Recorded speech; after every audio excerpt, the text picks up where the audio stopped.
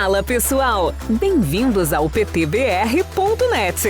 É sempre bom ter você junto com a gente para trocar uma ideia, aprender e se divertir. Queremos ouvir sua voz. Envie sugestões, dúvidas ou críticas pelo WhatsApp no 11 9 3502 9739. Sua participação faz toda a diferença para deixar nosso conteúdo sempre afiado. Manda sua mensagem e vem com a gente!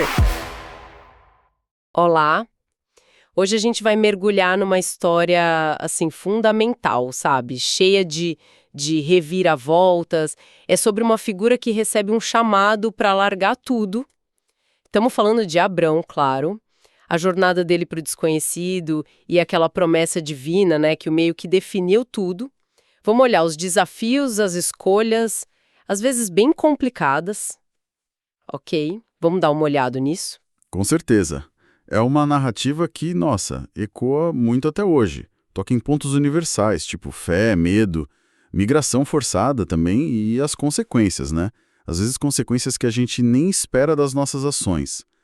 Entender essa trajetória de Abrão ajuda a iluminar muita coisa cultural e religiosa que veio depois. Tudo começa de um jeito bem direto, né? Um chamado.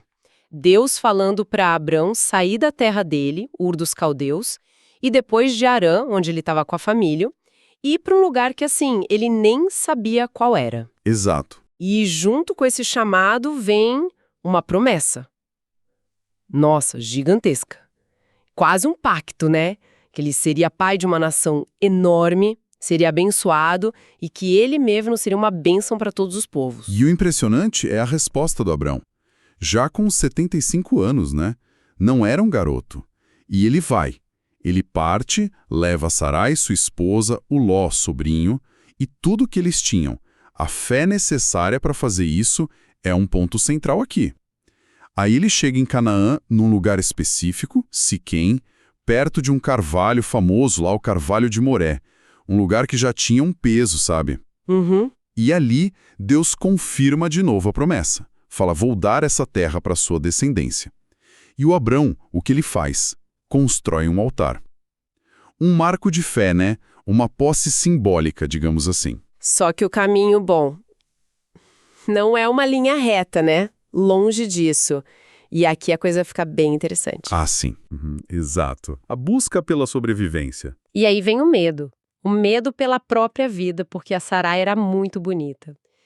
E isso leva ele a tomar uma decisão, assim, bem controversa. Ele pede para ela dizer que é irmã dele. Essa estratégia mostra bem a tensão, né? Entre a confiança naquela promessa de Deus e o medo humano. Um medo bem real, aliás, diante do perigo que ele achava que corria. Totalmente. E acontece o que ele temia, de certa forma. A Sarai chama atenção lá na corte, no Egito, e levam ela para o palácio do faraó.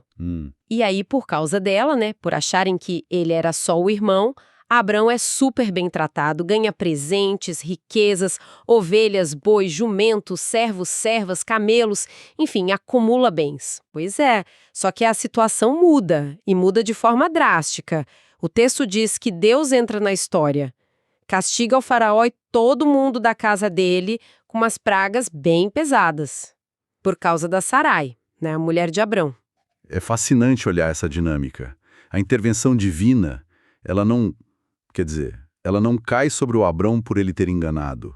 Cai sobre o faraó que, coitado, agiu sem saber de toda a verdade, né? Sim, ele não sabia. E essa ação divina acaba revelando tudo. Tem uma complexidade aí, né? O Abrão fica rico por causa de uma meia-verdade ali, motivada pelo medo, mas é Deus quem resolve a crise ética da situação, protegendo a Sarai e, no fim das contas, a própria promessa feita ao Abrão. Exatamente. E a reação do faraó, claro, é de pura indignação. Ele chama o Abrão e pergunta na lata, que é isso que você me fez? Por que você não me falou que ela era sua mulher? Imagina a cena. Né? Ele questiona porque o Abrão deixou ele tomar ela por esposa, dizendo que era só irmã. E aí, sem mais conversa, o faraó devolve a Sarai e manda escotar Abrão, a esposa e tudo que era deles para fora do Egito. Então, se a gente junta tudo isso, né? O que a gente vê?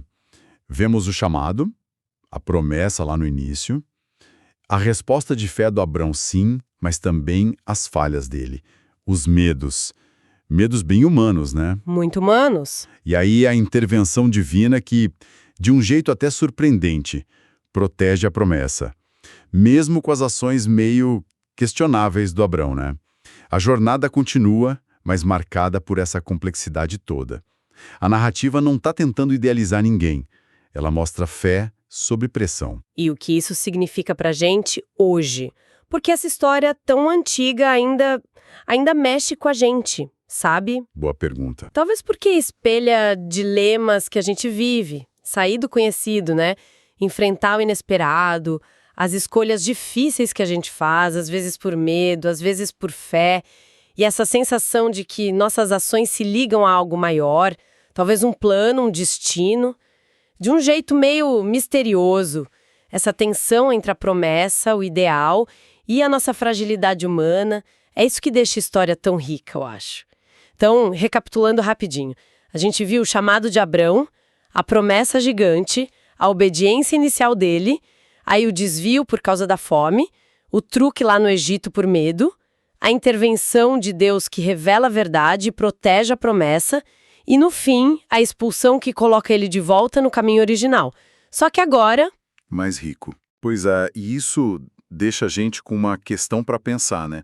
Se o Abrão sai do Egito não só seguro, mas com mais bens, bens que vieram em parte por causa do engano dele, mas também por causa da proteção divina, o que isso pode sugerir sobre a natureza da promessa?